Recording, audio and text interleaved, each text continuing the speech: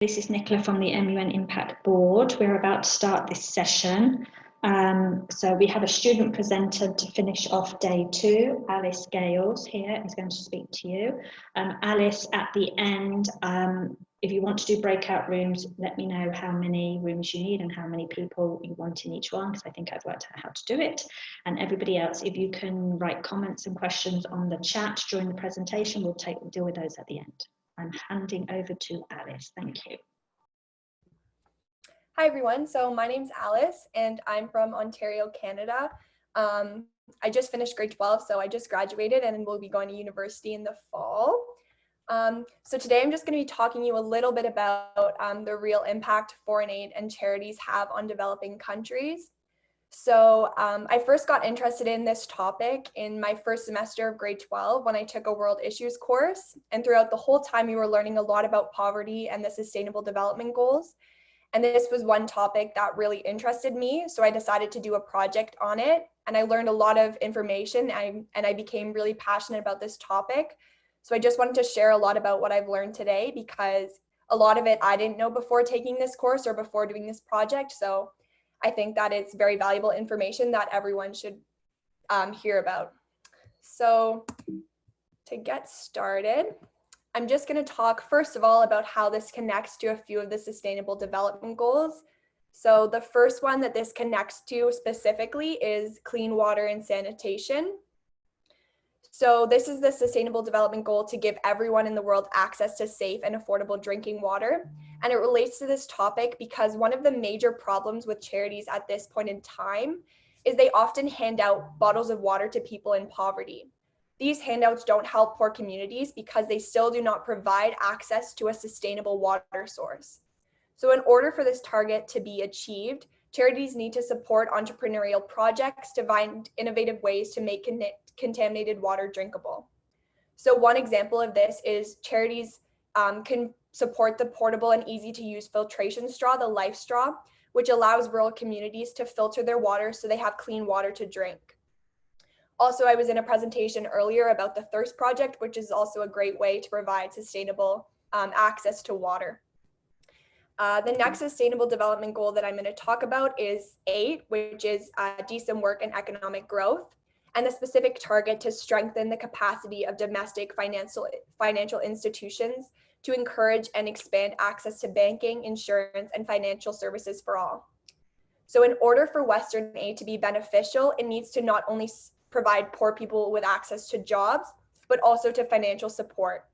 So many of the people working their way out of poverty will never have had this much money to work with before. So foreign aid needs to be invested into financial services within poor communities so that when they do start making money, they're able to manage it. So for example, investing in setting up banks in rural communities so economically emerging people have a platform to start saving. And the last SDG I'm going to talk about is 12, which is responsible consumption and production, and specifically the target to support developing countries to strengthen their scientific and technological capacity to move towards sustainable patterns of consumption and production. So instead of charities using their donations to support unsustainable growth in developing countries, they should use their donations to educate emerging companies in LDCs on how to sustainably run a successful business. So this is very important because many employees within these emerging companies will be new to what it means to run and manage a company. So it is important to educate them as soon as possible on sustainable practices. This will ensure that these companies don't adopt poor habits that Western communities or Western countries already have in their business practices. So for example, one way is to educate people in lessons on reducing waste and how to properly dispose of waste, so that they can have a healthy and environmentally conscious growth so that it not only aligns with this SDG, but also the other ones. So now I've talked a little bit about the SDGs just to give you a background. I'll just give you a little bit more background on the topic before I go into good aid versus bad aid.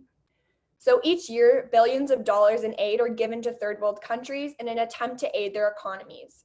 However, there is little to no development in these third world countries as a result of this monetary aid.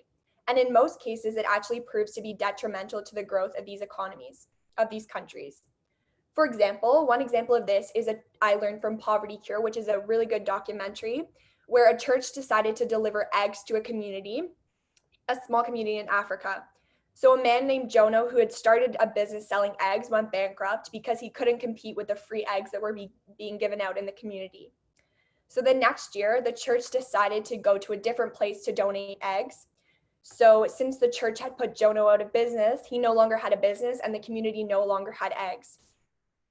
So this is an example of a church really wanting to help a community, but they didn't take the time to look into the real needs of the community or consider the negative consequences that their donations could have. So although they are supported and created with good intentions, charities and foreign aid can often have very negative impacts on developing countries. So I'm going to talk a little bit about good aid versus bad aid. So the characteristics of good aid, one of them is that it's provided by people within the country. So there's a lot of charities that are set up overseas in developed nations, but it's very important to get the people within the countries involved in donating and also creating charities within those countries that are actually run by people living there, because they are close to the communities which are suffering, and it's more likely that they would know about the issues within those countries because they actually live there. Another one is that it empowers people. So this could mean within businesses, empower people to create their own businesses or empower people to start their own charities for other people in that country or to get involved within issues within their countries. Another one is qualified. So this means actually having the qualifications overseas. For example, if you wanted to be a doctor overseas because you see the lack of healthcare, that you go over there with the actual qualifications, because there has been instances in the past where people have been working overseas as a doctor or a healthcare worker and don't actually have any qualifications because of the laws over there. They can work for a certain amount of years and do surgeries and things like that, but they don't have qualifications.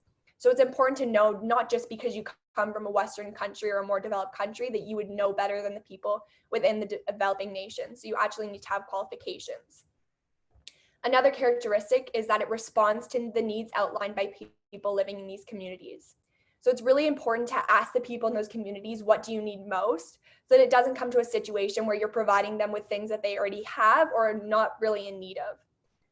Another one is to provide access. So one of the main ways to alleviate poverty and to get people out of poverty and creating their own wealth is to provide access. This could be access to education, to healthcare, to clean water, to different things like that. And that can really help within these communities. And also to support local businesses. So one way it's really important to support local businesses is that this is a way to create sustainable wealth, so that it's not just giving handouts or giving temporary solutions, but it's actually creating a long-term solution for these people. So now some characteristics of bad aid.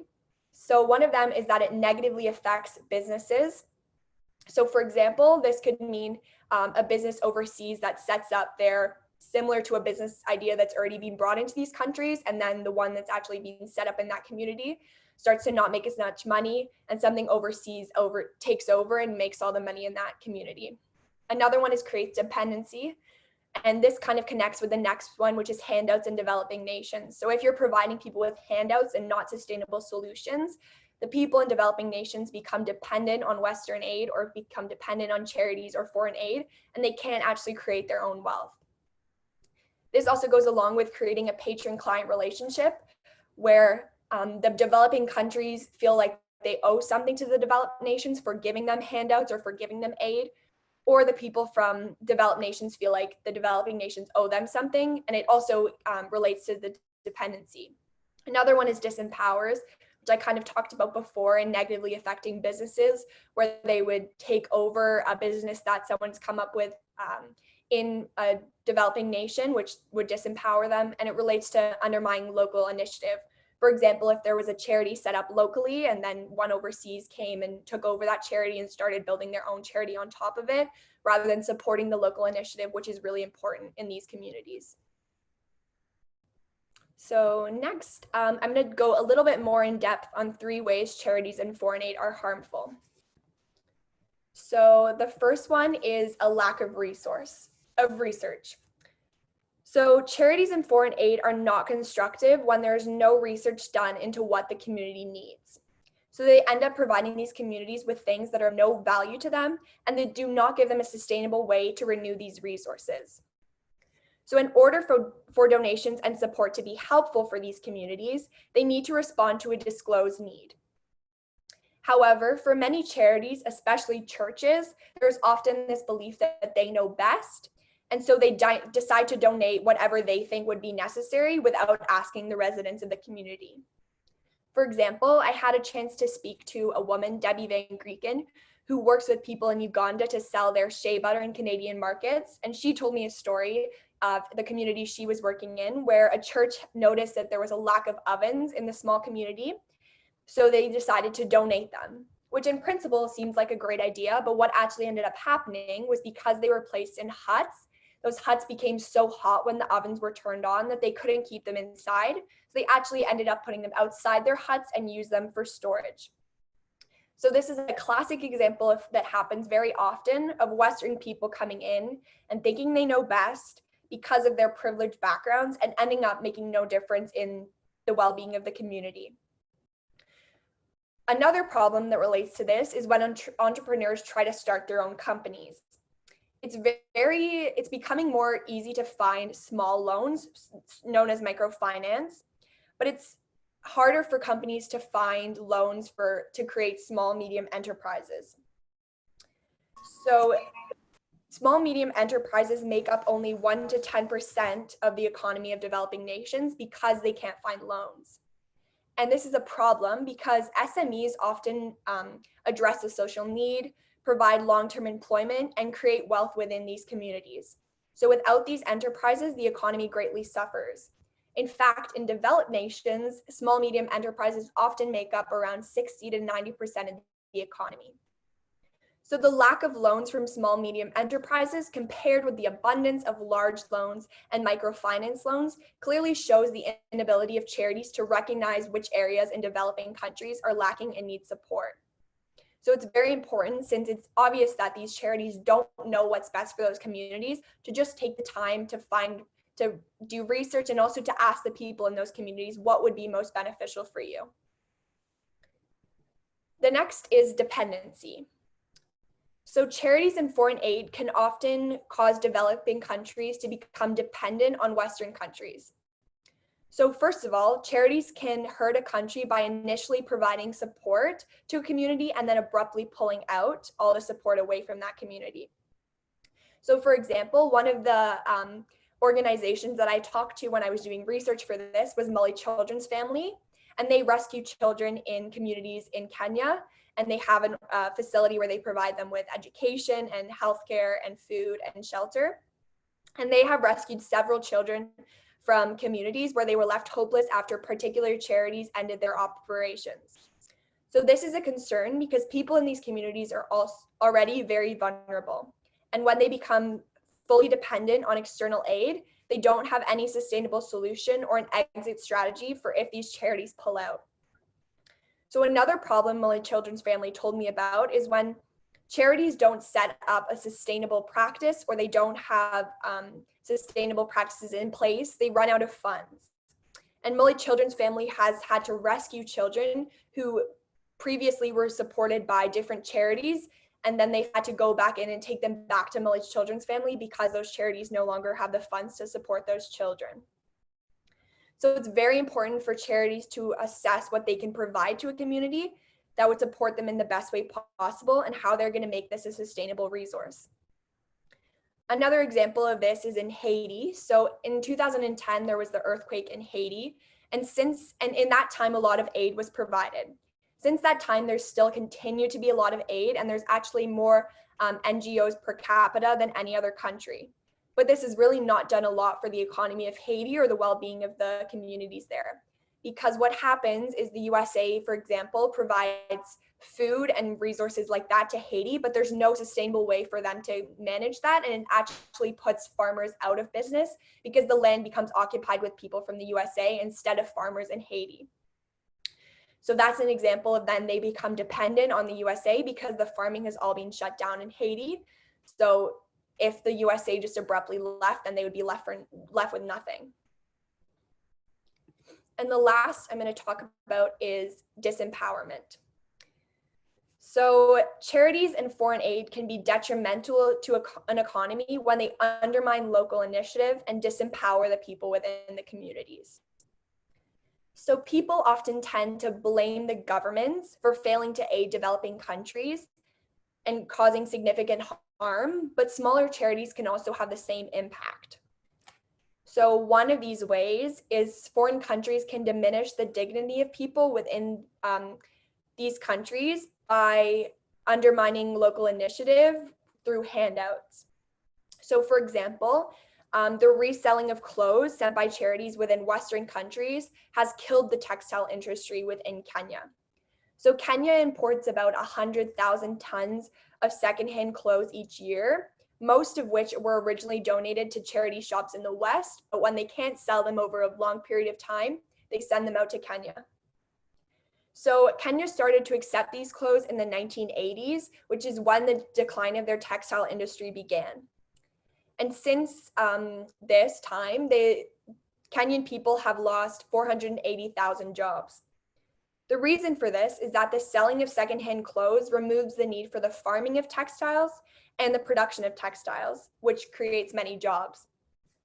And these donations become even more harmful when they are donated for free in Kenya, because this also takes away the jobs from people who resell the clothes. So in response to this, in March of 2016, countries in East Africa like Kenya and Rwanda attempted to ban the donations of secondhand clothes in order to support their own textile industries. So in order to enforce this, they were going to impose such a high tax on secondhand clothes that would effectively act as a ban. But unfortunately, America's global trade of secondhand clothes is a multi-billion-dollar industry. So they did not obviously want to lose this. So what happened was they decided to deny Kenya access to the 6,800 products that they have free of duties. So Kenya obviously decided to pull out of this, and they said, okay, we won't impose the ban because they didn't want to lose access to those markets.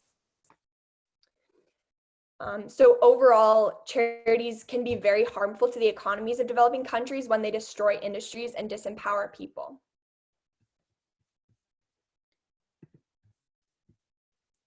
So this is what Kenya's textile industry used to look like, and it has declined since then. So the demographics is what I'm going to talk about next. So charities and foreign aid can have an impact on a country's demographics through GDP. So GDP is a specific term that measures the monetary value of goods and services made within a country during a specific time period. It doesn't account for the financial aid received by a country in most cases, but this can have an impact on the GDP if used positively. So for example, if the financial aid is used for a productive financial investment like new roads, it makes it easier for farmers to get their goods to market, which increases agricultural sales. But what happens is much of the foreign aid that's donated to these countries is not used effectively, so that there ends up not being any positive correlation between the country's economic growth and the financial aid that they receive. Another way that charities can impact demographics is through fertility rate, mortality rate, and life expectancy. So the country that you see with the red, yellow, and green flag is Ethiopia, and the country on the other side is Sweden. So this is just a comparison of their child mortality rate, fertility rate, and life expectancy. So Ethiopia is one of the countries that receives the most aid, and their child mortality rate is 55.2 deaths per 1,000 live births. Compared with Sweden, which is one of the countries that provides the most aid, and their child mortality rate is 2.7 deaths per 1,000 live births. The fertility rate in Ethiopia is 4.247 births per woman, and in Sweden, it's 1.85 births per woman. And the life expectancy in Ethiopia is 66.24 years, and in Sweden, it's 82.559 years. So as you can see, there's a very big difference between the countries that receive aid and the countries that give out aid. So the countries that receive, this is common for the rest of the countries that receive the most aid, that they usually have high fertility rates, high infant mortality rates, and low life expectancies. So it is assumed that aid would have a positive impact on these demographics, but in most cases that is actually not true. So each year, as I said before, billions of dollars are donated to developing countries through foreign aid and charities, but most of this does not actually provide any sustainable solutions to these countries. In most cases, they provide short-term solutions, which cause even more harm. When this help is ripped away from these communities and they're left with less than they had before. So this can actually increase the fertility rate, because when families are left with the less than the little they had before, they are forced to have more children to help with the work so they can make up for what they lost. In response to this, the infant mortality rate can increase because these families are having more children. And so that would increase the fertility rate because they need more children now to help around the farm and to make more money because they've lost what little they had before. So now I've talked a lot about the negative impacts that charities can have. I want to talk a little bit about the positive impacts that foreign aid and charities can have on developing countries. So the first one that I want to talk about is Partners Worldwide. So Partners Worldwide Canada is a way to empower nations by providing loans to SMEs that are bigger than microfinance loans, but not as big as large loans that would go to large businesses. So this is what Partners Worldwide Canada is trying to do. They're trying to fill the missing middle of small, medium enterprises in developing countries. So they promote investments and provide medium loans to businesses that have outgrown microfinance, but don't need a huge sum in loans. They also provide training for the transition from startup businesses to small, medium enterprises and mentor their business partners. So in providing loans and training, Partners Worldwide is opening doors for people in developing countries and creating a chain reaction, because once these companies are developed, then they can invest in other countries and help build up the economy. So another way for aid to be beneficial is by providing children with access to education. So this gives them access to not only learning, but it also in some cases food and shelter. And this is also important to provide children with access to education because it often creates a chain reaction. So when the children are given access to education, then they can apply for a good job, they can get money, and then they can pay for their siblings to go to school and get an education and then get good jobs after. And the cycle would continue from there. So one charity that's doing this is Fidelity Trust. So it's an organization that supports thousands of children to go to school each year. They focus on sustainable support, which they execute by providing training and mentoring in financial literacy to 6,000 to 7,000 families in Kenya, as well as providing savings and loan facilities in communities that don't have access to financial services. And the third that I'm going to talk about is Moya Shea Butter, which I mentioned before. So another way for positive foreign aid is to partner with businesses in developing countries so that they can bring their goods to market. So one company that's doing this is Moya Shea Butter. So it's owned by Debbie Van Grieken, and she works directly with a woman in Uganda and different people in Uganda to purchase their shea butter that they farm, and she pays for it at a non-negotiable living wage that the people in Uganda decide. She then takes this shea butter back to Canada and makes various products with it to sell online and in markets throughout Ontario.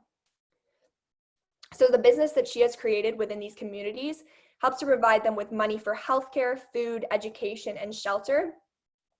So although I mentioned a lot of ways that charities and foreign aid can be negative, these are just a few examples of the way that it actually can be positive and have a positive impact on these communities.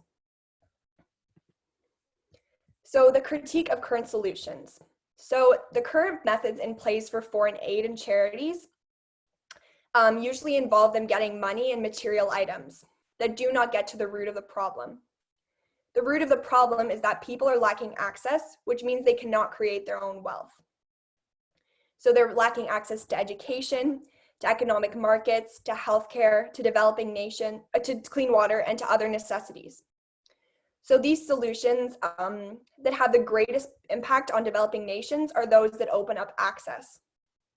So in order for charities and foreign aid to be effective in aiding the economies of developing nations, they need to support people to get an education. And then so they can get a job and help to start a business through access to financial support and markets. Access is really the key to helping families and communities thrive. So this is what charities and foreign aid should invest in. The last thing I just want to touch on before we go into an activity is something that we all can probably relate to. So I'm not sure about you, but I've been on a few service trips and they are very popular in this day and age. And so I have been on a service trip to Costa Rica in grade 8 and another service trip to Dominican Republic in grade 11. Excuse me. So service trips is something that's very popular in this day and age, but there are a few problems that go along with it. So one of the main things I want to touch on is the problem with the mindset that people go in there with.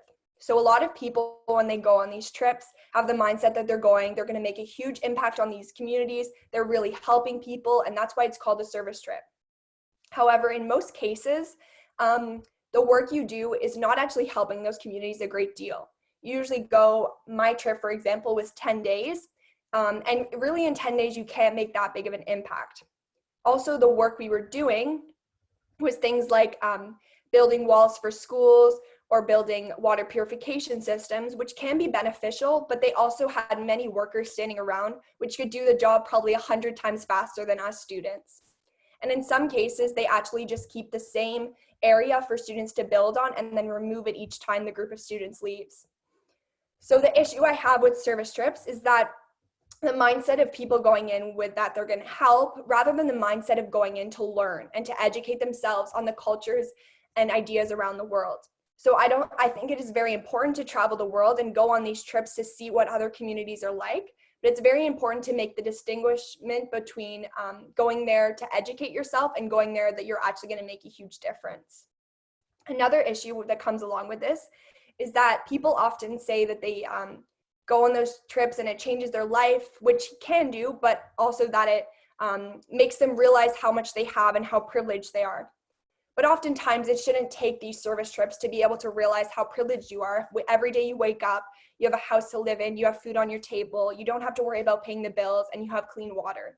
It shouldn't take a service trip for you to be able to see how privileged you are. So service trips, as important as they are, they can have some negative impacts if they aren't done in the proper way, and seen rather not as a service trip as much, but more as an educational trip where you'll learn about different cultures and maybe see ideas or see problems that you can use to direct your future career paths. I'm kind of going in the good versus bad ideas of service trips. I have 5 different ideas here. So hopefully if we have a little bit of time, the idea is to break up into breakout rooms. And then so you guys can discuss these ideas. And so not necessarily because they're clear cut on good versus bad aid in each of these ideas, but just to kind of get your wheels turning about, okay, in the future, if I go to donate to a company or I go to donate to an organization, is this actually going to help those people, or is it going to be detrimental to those economies? So I think there's about 54 participants in here. So maybe if we split into 10 breakout rooms possibly, and then we can go from there. So it's more not necessarily that these have a right or wrong answer, but just to kind of discuss the good parts about these 5 topics and the bad.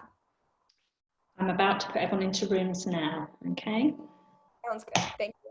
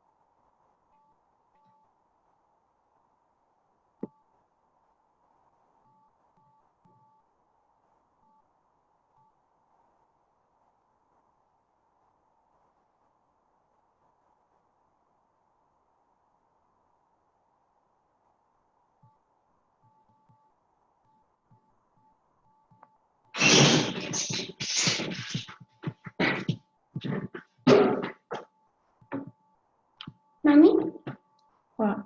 cuando acabes el meeting y cuando recojas la cara, puedes venir a vigilarme en la piscina. Te estaré esperando. Tengo que coger toalla, que sí.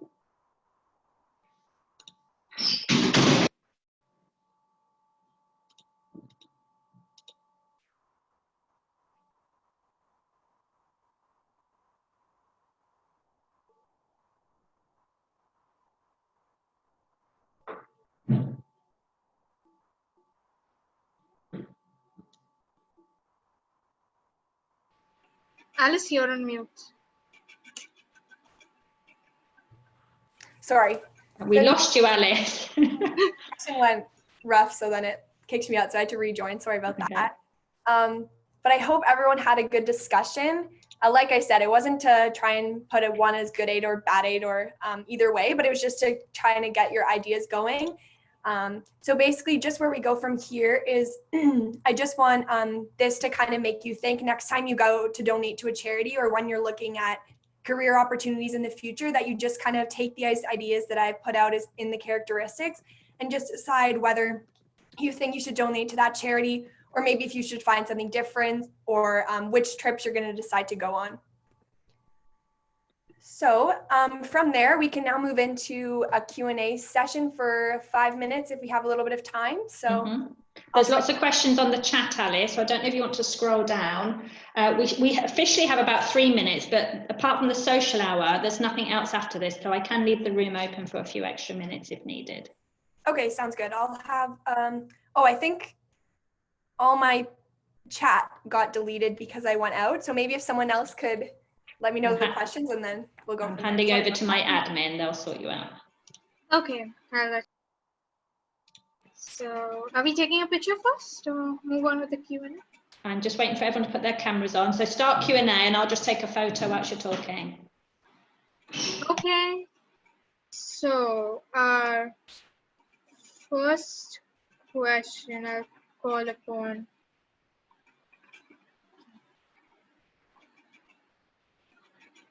Lydia K. Lydia K from the USA. She has a question for you.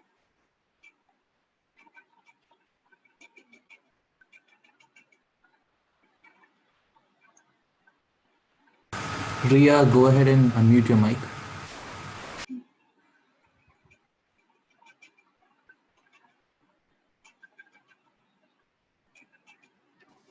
Oh, okay, I got it. Basically, I was wondering if you had any ideas for what kind of initiatives we could start from our own school, because I know you were discussing about charities that could go over there and donate money, but are there any things that you would recommend that we could do in order for like raising awareness and creating this, like educating people about foreign aid and all the things that you discussed today? Okay, thank you for that question. Yeah, I think it's really important. I know a lot of the stuff that I mentioned in my presentation is kind of new to me as well. So I think even just if you can get out there in your community and just kind of educate people, tell your friends, there's a list of charities I can put on the screen that are good to donate. So if you did like a fundraiser for those charities that are actually helping in those communities, and a lot of them like Molly Children's Family that I mentioned before are actually started by people within Kenya. So that follows like those. But I would say just kind of, trying to raise awareness yourself within your school, because it's a lot of things that people don't know. Raising questions, and if there's like a service trip that you think maybe could be run better or something like that, like just putting that out there and just trying to get that like voice heard and just trying to raise awareness like that. Thank you so much. Also, I wanted to thank you for this presentation. It was really helpful and informative. No problem. Thank you for coming. Okay, thank you, Alice. Now next, Tara L from USA. Hi, my question is actually similar to the previous one, but I was wondering what we can do as secondary school or university students to help or be educated. Sure, great question. First of all, just kind of on the idea of like topic of educating, there's a lot of really good books out there and documentaries you can watch. For example, Poverty Cure, which I mentioned before. They have like a series of different videos, and one of them is dedicated to kind of foreign aid and things like that, but they talk about it throughout. So just doing things like that. There's a lot of great books if you look up like foreign aid. There's a bunch of books you can buy on Amazon or things like that, which are really great to read. But like I just said before that schools, basically in your schools, this is just information that a lot of people don't know. So just trying to educate people. If you hear people donating to a charity, just kind of saying, oh, like, do you think that that's like the best one to do? Or do you know what happens to that money? Even telling people about charity shops to try and find better ways to sell their clothes and things like that, so they don't end up being given overseas, and just kind of raising awareness that way, just trying to educate people if you hear anything on the topic of that. Thank you. No problem. Thank you, Tara, and thank you, Alice. So now we have Amaya from the press. She has an interesting question for us. So my question is, how can corruption within charities be tackled by NGOs who, really want to work on this and make sure that the donations of people actually reach the people that were, intended, for the, money to be reached to? So what do you think? How can they do that? Like, just to make sure that the process is, transparent and everything goes good. One way I think is just kind of having those NGOs kind of look into the charities, because of course there is things out there like the ones I kind of posted in the chat that are actually helping those countries with their organizations. And it's sometimes difficult to find the roots of those charities and where the information is, or where the money is actually going. But if you get to the root of it, often you can see that some NGOs actually take all the money in for themselves, and only about 1% of the donations actually end up going to the countries. Or kind of NGOs can spread light and awareness on charities, for example, that provide handouts and things like that, just posting things like on their websites or things like that, or just kind of showing what the best ways for charities are, kind of like I did in this presentation, but just educating people, so when people do go and look at those charities, they themselves don't donate to them and choose a different NGO or charity. Okay, thank you very much. No problem. Thank you, Amaya. Now next we have Emily B from South Africa. I apologize if I don't pronounce your name correctly. Can you hear me? Yes, we can hear you. Oh, okay. My question is that would you recommend if a person donates in a charity organization that is sponsored by the big businesses or international businesses and stuff, or are those charity organizations already financially safe? Or so are you asking, like, would you recommend donating to those charities? the ones that are sponsored by the big companies and the big brands and stuff? Okay, yeah. I think it depends really on where the money's going. Obviously, some of those charities, like I mentioned before, do have corruption, or what ends up happening to the money is that most of it ends up getting taken for themselves, and only a small portion of it actually gets donated to the countries. But it does really depend on what the charity stands for. If it's something like giving education to people in different rural countries or places like that, then that definitely is something you would still want to donate to. But I think it just depends on kind of what the organization stands for. But it is true that some of those organizations already are really well supported. So there may be another charity you can look into that isn't as well supported, that actually does stand for something really good and does help those communities. So it just kind of depends on which one it is. It's not as like a cookie cutter answer. It just depends on each organization themselves. Okay. Thank you, Emily. Now we'll have Mehir K from Bahrain. Yeah. Mehir, So please go ahead. my question is, how important are NGOs to streamline the process of helping the needy? Sorry, could you say that one more time? I just cut out a little bit. Yeah. How important are NGOs to streamline the process of offering help to the needy?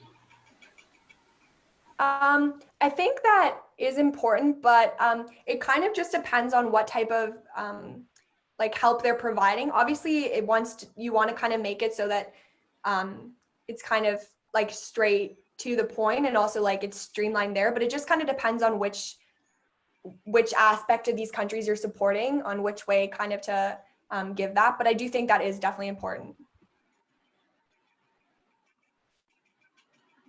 Thank you, Mehir. Next, we have Lochin A from Egypt. I'm sorry again if I did not pronounce your name properly. Lochin, are you there?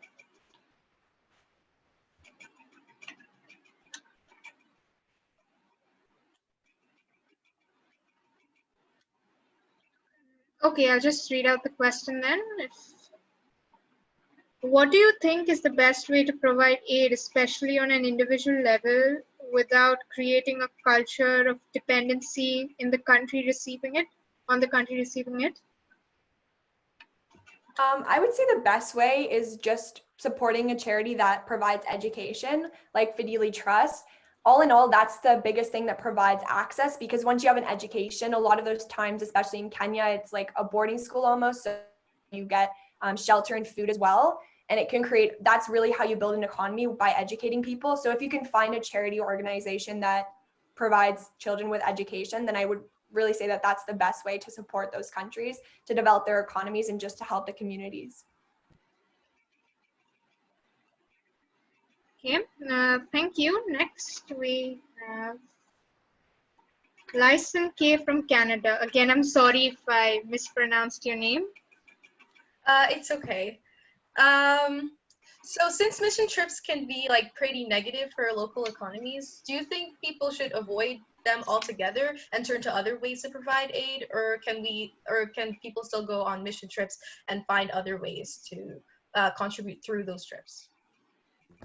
Yeah, so although mission trips can be harmful depending on how they're laid out or how they're organized, I think it still is important to have something like a mission trip, but rather than a mission trip, maybe make it like an educational trip. So you go not with the mindset that you're really there to help them, especially if it's a short period of time, like a few weeks. If it's a year, it's sometimes different, because then you have more time to build relationships and really make a difference.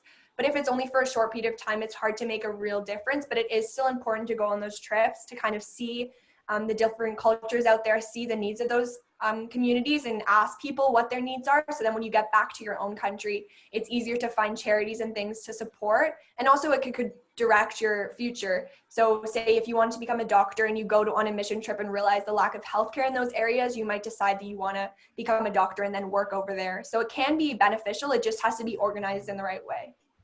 All right, thank you. No problem. Thank you everyone for your questions, and thank you Alice for answering them. So now we shall be ending this meeting, and the next session is going to be the social hour. I hope all of you all have signed up for it, and if you have not, then please visit the helpline desk. And those who are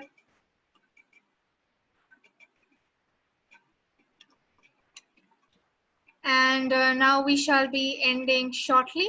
Thank you very much. Thank you, everybody. Yes, we'll be finishing this session now, so you can go to the social hour. If you've not registered for that, come back tomorrow. We start again at 10 o'clock UTC. I'd like to thank Alice for her great presentation. It was very interesting. I'd also like to thank my admin team. We have literally been here for the last 8 hours non-stop, fielding these Zoom rooms, and I don't know about you, but I'm exhausted. So they have been great, and they've made it very easy, and we've not had hardly any problems at all. So thank you to my admin. Thank you everybody else for joining us. We hope you have enjoyed yourselves, and I can take something away from this session. Now go and enjoy yourselves in the social. Bye everybody. Goodbye. Goodbye. Thank you and bye. Bye-bye.